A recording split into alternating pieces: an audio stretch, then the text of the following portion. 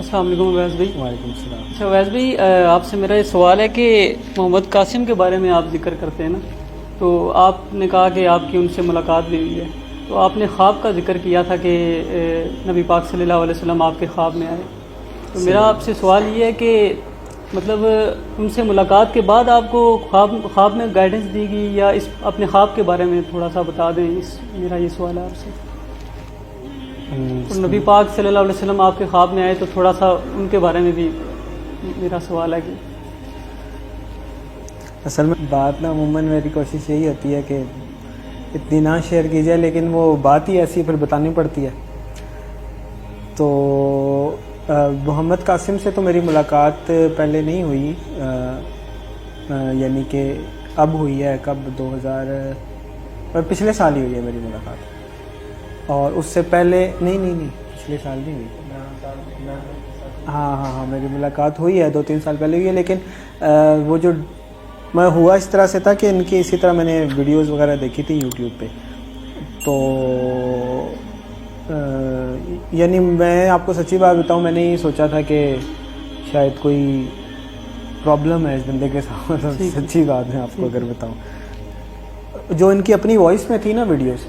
تو اس میں تو یہ نہیں لگ رہا تھا کہ یہ کوئی جھوٹ بول رہا ہے یا کوئی بہت چلاک یا شاطر بندہ ہے، کوئی فتنہ کریٹ کرنے کی کوشش کر رہا ہے، لیکن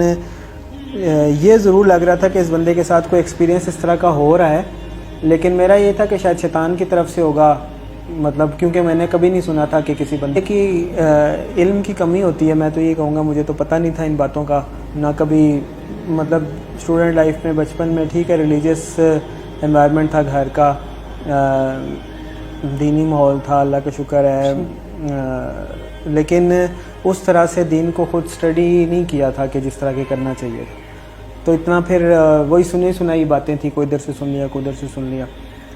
تو پھر جب میں نے ریسرچ کی تو پھر مجھے یہ پتہ چلا کہ ریسرچ بھی اصل میں کی اس لیے تھی کہ ان کے جو چیزیں یوٹیوب وغیرہ پہ میں نے دیکھی تھی نا، اس کے بعد پھر مجھے وہ نبی مکرم حضرت محمد صلی اللہ علیہ وسلم کی زیارت ہوئی تھی، تو پھر میں نا اپنے وہ ڈریم کا مطلب ڈھونڈ رہا تھا۔ اچھا، تو پھر اس ڈریم کے بارے میں تھوڑا شیئر کر دیں گے، ڈریم اصل میں تھا کیا؟ وہ سمبولک سا تھا، مطلب مجھے بھی بڑا ٹائم لگا تھا اس کو سمجھنے میں، یعنی کہ اس میں کچھ سمبلزم تھا کہ مشرق کی طرف سے روشنی سے نکلتی ہے، پھر ایک کی ہوتی ہے، اس سے آپ صلی اللہ علیہ وسلم ایک صندوق سا ہوتا ہے، اس کو بند کر دیتے ہیں، پھر وہ کی سامنے رکھ دیتے ہیں، ایک کافی اس کے اندر سمبلز تھے، وہ مجھے بھی کافی ٹائم کے بعد سمجھ آئی تھی، اللہ تعالیٰ سے دعا ہی کی تھی کہ یا اللہ تو مجھے اس کا مطلب سمجھا، تو پھر کافی میرا خیال ہے 3-4 مہینے کے بعد پھر مجھے اللہ نے کیا ایک اور ڈریم آیا، اور وہ اس ڈریم کا کیا مطلب سمجھ آنا تھا، بس اس کے ساتھ سمجھ لیں کہ اللہ تعالیٰ نے جیسے دل میں مطلب ڈال دیا بندے کو، شرح صدر نہیں جیسے بندے کو ہو جاتا ہے، معاملے کی بات سمجھ آ گئی، اور اس کا مطلب یہ نکلا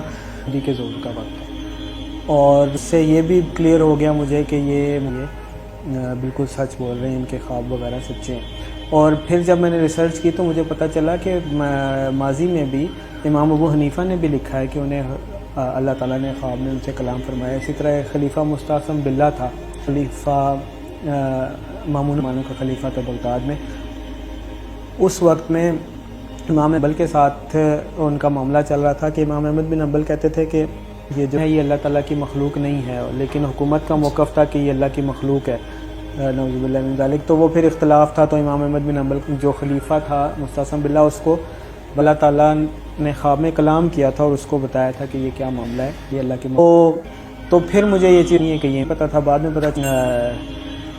یہ خواب میں دیکھا اس نے مجھے ہی دیکھا، کیونکہ کہ جو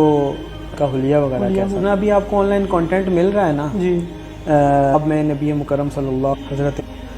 وہ کہہ رہے ہیں کہ جی لوگوں